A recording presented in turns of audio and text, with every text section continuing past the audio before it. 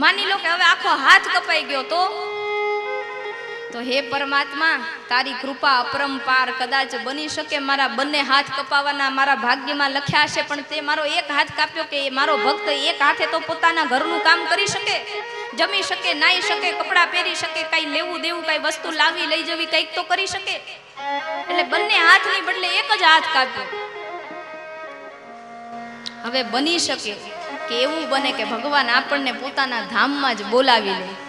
અને આપણે પછતાવો કરીએ કે હે પ્રભુ, તે મારી હત્યા કરાવી, મારો જીવ લેવડાવ્યો, હજી મારે જીવવું હતું. તો ત્યારે પણ દુખી ન થવું ભગવાનનો, તો પણ ઉપકાર માનવો કે બની શકે પ્રભુ કે આજ પછી કાલના દિવસથી મારા જીવનમાં અસંખ્ય દુઃખ આવવાના હતા અને કે મારો ભક્ત દુખી થઈ જશે ને આત્મહત્યા કરશે, એટલે મરવાનું તો પણ છે, એના કરતા હું જ એને મારા ધામમાં બોલાવી લઉં તો એને એ દુઃખ સહન ન કરવા પડે. તો સંસારમાં કયું એવું દુઃખ રહ્યું કે જે મને તમને દુખી કરી શકે?